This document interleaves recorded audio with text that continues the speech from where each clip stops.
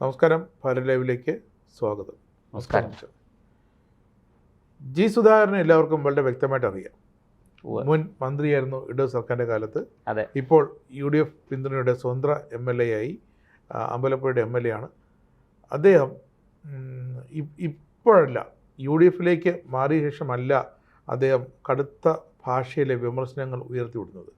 ഇതിനു മുമ്പും 63 വർഷമായിട്ട് കമ്മ്യൂണിസ്റ്റുകാരനായി തുടർന്നിരുന്ന ജി സുധാകരൻ ഇതിനു മുമ്പും രൂക്ഷമായ ഭാഷയിൽ ഇപ്പോൾ അദ്ദേഹം ഒപ്പം നിൽക്കുന്ന UDFിനെ വിമർശിച്ചിട്ടുണ്ട്.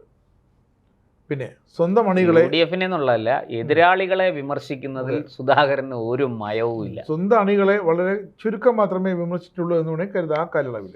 പക്ഷേ അദ്ദേഹം വളരെ തെറ്റിന് തെറ്റ് എന്ന് തന്നെ പറയുകയും ഒക്കെ വളരെ വ്യക്തമായിട്ട് പഴയ പൊതുമരാമത്ത് മന്ത്രിയാണ് അദ്ദേഹം. അന്നെടുത്ത നിലപാടുകൾ, അദ്ദേഹം മന്ത്രിയായിരുന്നപ്പോഴുള്ള ആ ഒരു ദേവസ്വം മന്ത്രിയായിരുന്നു, പൊതുമരാമത്ത് മന്ത്രിയായിരുന്നു. പക്ഷേ കഴിഞ്ഞ തവണ അദ്ദേഹത്തിന് മത്സരിക്കാൻ, അതുകൊണ്ട് തന്നെ സീറ്റ് കൊടുത്തു. ഈ ഒരു അദ്ദേഹത്തിൻ്റെ പ്രഭാവം കൂടിക്കൂടി വരുന്നു എന്ന് കണ്ടിട്ട് തന്നെയാണ് CPM സീറ്റ് കൊടുക്കാത്തത്. അതിൽ അദ്ദേഹം ഏറെ വിഷണ്ണനായിരുന്നു, ഒരുപാട് ഒതുക്കി. അതായത് ഇപ്പോൾ നമ്മൾ കാണുന്നത് പോലെയല്ല സംഭവവാസങ്ങൾ. അദ്ദേഹത്തെ കഴിഞ്ഞ 5 വർഷം അല്ലെങ്കിൽ കഴിഞ്ഞ 10 വർഷമായിട്ട് അദ്ദേഹത്തെ പരമാവധി 2021 അദ്ദേഹത്തിന് സീറ്റ് കൊടുക്കാതെ പ്രായാധിക്യം പറഞ്ഞ്, പിണറായിയേക്കാൾ പ്രായം കുറവാണ് അദ്ദേഹത്തിന്, എന്നിട്ടും അദ്ദേഹത്തെ പാർട്ടി ഒതുക്കി ഒരു മൂലയ്ക്കിരുത്തുകയായിരുന്നു. പകരം കൊണ്ടുവന്നയാൾ H. സലാം എന്ന് പറയുന്നയാൾ ഈ വ്യക്തിപരമായിട്ട് തന്നെ ജി സുധാകരനെ ഒതുക്കുന്നതിൽ വലിയ ഉത്സാഹം കാണിക്കുകയും ചെയ്തു. അവിടുത്തെ ജില്ലാ സെക്രട്ടറി നാസർ, പിന്നെ അതുപോലെ നമ്മുടെ മന്ത്രിയായിരുന്ന സജി ചെറിയാൻ, ഇവരെല്ലാം വളർന്നത് സുധാകരന്റെ തണലിലാണ്. എല്ലാവരും കേറി അദ്ദേഹത്തെ ഈ ചെണ്ട, വഴി കിടക്കുന്ന ഒരു ചെണ്ടയാണ് ഒരു കൊട്ട് കൊട്ടിട്ട് പോകുമായിരുന്നു. അത് സ്വന്തം പാർട്ടിയിലെ മുതിർന്ന നേതാവാണ് എന്ന് പോലും ഓർക്കാതെ അതിനൊരു മാനുഷിക തരം താഴ്ത്തി വളരെ, അതായത് H. സലാമിനെ തോപ്പിക്കാൻ 2021 ശ്രമിച്ചു എന്നൊക്കെയാണ്. നമുക്കതിൻ്റെ പാർട്ടിക്കുള്ളിൽ നടന്ന കാര്യങ്ങളെക്കുറിച്ച് നമുക്ക് അത്ര വ്യക്തമായിട്ട് അറിയില്ല. പറഞ്ഞു കേൾക്കുന്നത് പോലെ ഈ 2 വശവും ആരോപണ പ്രത്യാരോപണങ്ങൾ ഇങ്ങനെ നടക്കുന്നുണ്ട്. സലാമിനെ തോൽപ്പിക്കാൻ ഇദ്ദേഹം ഇറങ്ങി തിരിച്ചെങ്കിൽ സലാമിന്റെ കയ്യിരിപ്പുണ്ടാകാം. അല്ല, അതിപ്പോ ഈ തവണ അത് മനസ്സിലായല്ലോ. കമ്മ്യൂണിസ്റ്റ് പാർട്ടിയെ പിടിച്ചു കെട്ടാൻ അമ്പലപ്പുഴയിൽ ജി സുധാകരന് സാധിച്ചു എന്നുള്ളത് ഒരു ചെറിയ കാര്യമല്ല. അതിൻ്റെ ആ ദേഷ്യം, ആ അമർഷം ഇതുവരെ തീർന്നിട്ടില്ല. അതുകൊണ്ട് ഓരോ തവണയും, കാരണം ഒരു രാഷ്ട്രീയ, ഇപ്പോഴെനിക്ക് മനസ്സിൽ ഓർമ്മ വരുന്നത് നമ്മുടെ TP ചന്ദ്രശേഖരനെയാണ്. അദ്ദേഹം അതുപോലെയാണ്, ശരിയാണ്, ഇതേ ഒരു സൈബർ അറ്റാക്ക് അല്ല, നേരിട്ടുള്ള കായികമായ ആക്രമണം. ഇപ്പോൾ പറഞ്ഞിരിക്കുന്നത് ഈ നാസർ എന്താ പറഞ്ഞിരിക്കുന്നത്, അദ്ദേഹം പാർട്ടിക്കെതിരെ പറഞ്ഞാൽ പ്രവർത്തകർ കൈകാര്യം ചെയ്യില്ല, ആണിയടിക്കണം എന്നൊക്കെയാണ്, ഞങ്ങൾക്കൊന്നും ചെയ്യാൻ പറ്റില്ല എന്നൊക്കെ വളരെ രൂക്ഷമായ കൊലവിളി എന്ന് വേണമെങ്കിൽ പറയാം. അതിന്റെ കാരണം എന്താണെന്നറിയാമോ? ഇത് ഇപ്പം സുധാകരന്റെ മുന്നിൽ CPM നാണം കെട്ടു. സുധാകരനെ വർഗവഞ്ചകനാണ്, പാർട്ടി വിരുദ്ധനാണ്, കമ്മ്യൂണിസ്റ്റ് വിരുദ്ധനാണ് എന്നൊക്കെ ഇവരെ ആക്ഷേപിക്കാൻ നോക്കുമ്പോൾ സുധാകരൻ നന്നായിട്ട് കമ്മ്യൂണിസം പഠിച്ചിട്ടുണ്ട്. മാർക്സിസം എന്താണെന്ന് സുധാകരന് നന്നായിട്ട് അറിയാം. അത് പാർട്ടി എങ്ങനെയാണ് ഒരു ജനാധിപത്യ പാർട്ടിയാക്കി CPMനെ കൊണ്ടുപോകേണ്ടതെന്ന് സുധാകരന് നന്നായിട്ട് അറിയാം. അതുകൊണ്ട് തന്നെ ഇവരുന്നയിക്കുന്ന എല്ലാ ആക്ഷേപങ്ങൾക്കും, ഈ വർഗവഞ്ചകൻ, പിന്നെ ഈ പറഞ്ഞതുപോലെ പാർട്ടിയെ ചതിച്ചവൻ എന്നൊക്കെ പറയുന്ന ഇതിനെല്ലാം സുധാകരന് കൃത്യമായിട്ട് മറുപടി കൊടുക്കാൻ പറ്റുന്നുണ്ട്. അവിടെ സുധാകരൻ കൊടുക്കുന്ന മറുപടിക്ക് ഒരു മറുമരുന്ന് കണ്ടെത്താൻ പാർട്ടിക്ക് പറ്റുന്നില്ല. അവിടെ പാർട്ടി കിടന്നിങ്ങനെ വട്ടം ചുറ്റുകയാണ്, പ്രതിരോധിക്കാൻ കഴിയുന്നില്ല. ഇതിൻ്റെ ഇടയിൽ ഒന്ന് ആലോചിക്കണം, കമ്മ്യൂണിസ്റ്റ് പാർട്ടിയുടെ ശക്തി കേന്ദ്രമാണ്, ഉറച്ച ഒരു കോട്ടയാണ് ആലപ്പുഴ. ഒരു പക്ഷേ കണ്ണൂരിൽ പാർട്ടി ഗ്രാമങ്ങളൊക്കെ ഉണ്ട് എന്ന് പറയുമ്പോഴും അതിനേക്കാൾ കൂടുതൽ കമ്മ്യൂണിസം, മാർക്സിസം എന്താണെന്ന് ശരിക്കും മനസ്സിലാക്കിയ ഒരു കൂട്ടം ജനങ്ങളുള്ള, അല്ലെങ്കിൽ അങ്ങനത്തെ ഒരു പ്രദേശമാണ് ആലപ്പുഴ ജില്ല. ആലപ്പുഴയ്ക്കും കൊല്ലത്തിനുമൊക്കെ അങ്ങനെ ഒരു പാരമ്പര്യം അവകാശപ്പെടാറുണ്ട്. അതെ, കൊല്ലം, നമ്മുടെ ആലപ്പുഴ, ആ ഭാഗത്തൊക്കെ വൈക്കം. ഇപ്പോൾ അങ്ങനെ സുധാകരനോട് കൊണ്ടും കൊടുത്തും പരാജയപ്പെട്ട് നിൽക്കുന്ന പാർട്ടിക്ക് ഈ കൂനിന്മേൽ കുരു എന്ന് പറഞ്ഞതുപോലെ പാർട്ടിക്കെതിരെ ഒരു ശക്തമായ അഴിമതി ആരോപണം കൂടി സുധാകരൻ കൊണ്ടുവന്നു. അത് ഈ നീർക്കുന്നം SDV ഗവൺമെൻറ് UP സ്കൂളിൽ നടന്ന ഭീകരമായ അഴിമതി അത് അന്വേഷിക്കാൻ MLA എന്നുള്ള നിലയ്ക്ക് സുധാകരൻ നേരിട്ട് അവിടെ ചെന്നു. അതാണ് പാർട്ടിയെ ചൊടിപ്പിച്ചത്. അതാണ് പാർട്ടി പല്ലും നഖവും ഉപയോഗിച്ച് അവിടെ ഇറങ്ങിയത്. അതായത് സ്കൂളിലെ പഴയ കെട്ടിടം പൊളിച്ചിട്ട് അവിടെ ഉണ്ടായിരുന്ന മണൽ മുഴുവനും ഇവർ കടത്തി. ഈ കടത്തിയതിനെക്കുറിച്ച് ഈ സ്കൂൾ മൈതാനം കുഴിച്ച് ആണ് മണലെടുത്തുകൊണ്ട് പോയത്. അപ്പോൾ കുട്ടികൾക്ക് കളിക്കാൻ മൈതാനമില്ല. ഇങ്ങനെ ഒരു അവിടെ നടന്നിരിക്കുന്ന അഴിമതി അത് പാർട്ടിയിലെ ലോക്കൽ നേതാക്കൾക്കെല്ലാം പങ്കുണ്ട്. ഇതിൻ്റെ പങ്ക് മുകൾ തട്ടിലേക്ക് കിട്ടും. ജില്ലാ സെക്രട്ടറി വരെ, ജില്ലാ കമ്മിറ്റി വരെ ഉള്ളവർക്ക് അത് കിട്ടും. അപ്പോൾ സുധാകരൻ അതാണ് അവിടെ ഉയർത്തി കാണിച്ച് അവിടെ നേരിട്ട് സ്ഥലം കണ്ട് പരിശോധിക്കാൻ വന്നത്. സർക്കാർ ഭൂമി. അതെ, ഇവർ ചാടി വീണ് പല്ലും നഖവും ഉപയോഗിച്ച് എതിർത്തു. അവിടെ ഒരു പഞ്ചായത്ത് അംഗം, ഈ നീർക്കുന്നം പഞ്ചായത്ത് അംഗം S. ഹാരിസിൻ്റെ നേതൃത്വത്തിലായിരുന്നു സുധാകരനെ തടഞ്ഞതും സുധാകരനെ ആക്രമിക്കാൻ ശ്രമിച്ചതും. അദ്ദേഹത്തിനെ ശരിക്കും പറഞ്ഞാൽ ആക്രമിച്ചത് അങ്ങനെ തന്നെ പറയാം. അദ്ദേഹത്തിന് ഒന്നും സംഭവിച്ചില്ല, ആപത്തൊന്നും ഉണ്ടായില്ല. ഇത് ഈ ആക്രമണം കൂടിയായപ്പം സുധാകരൻ്റെ നില തെറ്റി. നമുക്കറിയാം, സുധാകരന് ദേഷ്യം വന്നു കഴിഞ്ഞാൽ സുധാകരൻ പിന്നെ പിടിച്ചാൽ കിട്ടില്ല.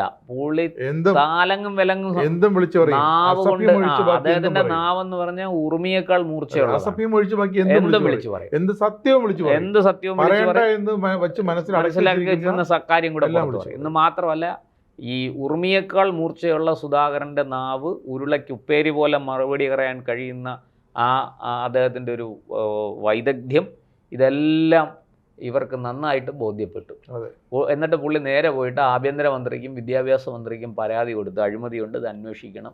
ഇങ്ങനെ അല്ല, ഞാൻ പറഞ്ഞല്ലോ, അഴിമതിയാണ് എന്ന് പറയുമ്പോൾ നമ്മൾ പിന്നെ മറ്റൊന്നും അന്വേഷിക്കേണ്ട. അതിനകത്ത് വളരെ കൃത്യമായിട്ട് പൊതുമുതൽ കട്ടുമുടിച്ചു. MLA ക്ക് തീർച്ചയായിട്ടും MLA ക്ക് അവകാശമുണ്ട്. ഇതാണ് ഇവരെ പ്രകോപിപ്പിച്ചത്. അപ്പോൾ ഈ ഹാരിസിൻ്റെ നേതൃത്വത്തിൽ MLA തടയാൻ അവിടെ വരികയും അത് മിനിറ്റുകൾക്കകം ആ ദൃശ്യങ്ങൾ CPM സൈബർ ഇതിലൂടെ പ്രചരിക്കുകയും ചെയ്തു. അപ്പോൾ ഇത് വാസ്തവത്തിൽ ഈ അഴിമതിയെ സംബന്ധിച്ച് അന്വേഷിക്കാൻ സുധാകരൻ അവിടെ വന്നാൽ എങ്ങനെ സുധാകരനെ കൈകാര്യം ചെയ്യണം എന്ന് ഇവർ വളരെ കൃത്യമായിട്ട് പിന്നെ മനസ്സിലാക്കി വെച്ചിരിക്കുന്നത്. അതിന്റെ പിന്നാലെയാണ് അദ്ദേഹത്തിന്റെ MLA ഓഫീസിലേക്ക് CPM പ്രകടനം നടത്തിയത്. അതായത് ഇത് വളരെ ആസൂത്രിതമായിരുന്നു. ഈ തടയുന്നതിൻ്റെ ദൃശ്യങ്ങളടക്കം എല്ലായിടത്തും പ്രചരിച്ചു. തൊട്ടുപുറകെ MLAയുടെ ഓഫീസിലേക്ക് മാർച്ച് നടത്തി. എന്നിട്ട് അവിടെ കൊലവിളി പ്രസംഗം. ആരൊക്കെ? ജില്ലാ സെക്രട്ടറി നാസർ, മുൻ MLA H. സലാം, പിന്നെ ഷാംജി, നേതാക്കളായ ഇവരെല്ലാവരും കൂടി സുധാകരൻ്റെ നാക്കേൽ ആണിയടിക്കണം, സുധാകരനെ കൈകാര്യം ചെയ്യണം, സുധാകരനെ അങ്ങനെ ചെയ്യണം, ഇങ്ങനെ ചെയ്യണം എന്നൊക്കെ പറഞ്ഞ് വളരെ പിന്നെ വളരെ മോശമായ രീതിയിൽ ഇദ്ദേഹത്തിനെ വാക്കുകൾ കൊണ്ട് ആക്രമിച്ചു. എന്ന് മാത്രമല്ല, ഇവർ പറയുന്നത് ഈ സ്കൂളിലെ അധ്യാപകർക്കെതിരെ കള്ളക്കേസ് എടുക്കാൻ, അഴിമതിയുടെ പേരിൽ കള്ളക്കേസ് എടുക്കാൻ MLA എന്നുള്ള നിലയ്ക്ക് സുധാകരൻ ശ്രമിച്ചു. കള്ളക്കേസ് എടുപ്പിക്കാൻ അവിടെ മണൽ കൊണ്ടുപോയതും പഴയ കെട്ടിടം പൊളിച്ചപ്പോൾ നടന്ന അഴിമതി ഒന്നും ഒരു വിഷയമല്ല. അവിടുത്തെ അധ്യാപകർക്കെതിരെ കള്ളക്കേസ് എടുപ്പിക്കാൻ സുധാകരൻ ശ്രമിച്ചു എന്നാണ്. എന്ന് വെച്ചാൽ പ്രാദേശികമായ വികാരം ഇളക്കി വിടുക, അത് സുധാകരനെതിരെ തിരിക്കുക. ഇത് ഈ ആടിനെ പട്ടിയാക്കുന്ന പഴയ ഇത് തന്നെയാണ്. പിന്നെ അതുകൊണ്ടാണ് സുധാകരൻ പറഞ്ഞത്, എന്തെങ്കിലും എനിക്ക് സംഭവിച്ചാൽ അതിന് ഉത്തരവാദി CPM നാസർ, ജില്ലാ സെക്രട്ടറി നാസർ തന്നെയാണ്.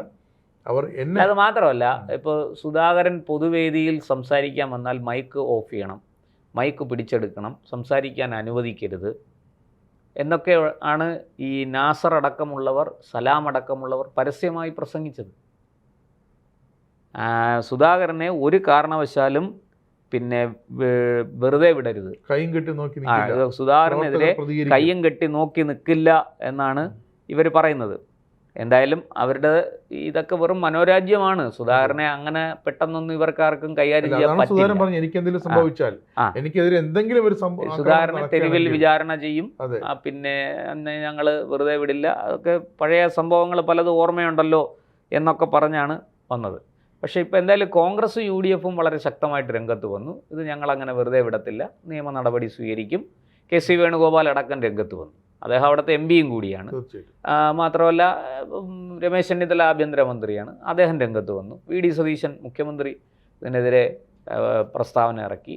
അപ്പോൾ ഇതെല്ലാം അവിടെ വളരെ കാര്യമായിട്ട് നടക്കുകയാണ്. ഇവർക്ക് മൊത്തത്തിൽ CPM-ന് ആലപ്പുഴയിൽ തിരിച്ചടി കിട്ടി. കാരണം എന്താണെന്ന് വെച്ചാൽ സേവാഭാരതി അവിടെ ഈ ഉച്ചഭക്ഷണം കൊടുക്കുന്ന പരിപാടി അത് അന്വേഷിച്ചപ്പോൾ അത് തടഞ്ഞില്ല, പകരം ഇവരുടെ പൊതിച്ചോറ് സംവിധാനത്തിനെ തടഞ്ഞു. ഈ പൊതിച്ചോറ് വിതരണം ചെയ്യുന്നതിനകത്ത് വലിയ അഴിമതി ഉണ്ടെന്ന് കണ്ടെത്തിയിട്ടാണ് അത് തടഞ്ഞത്.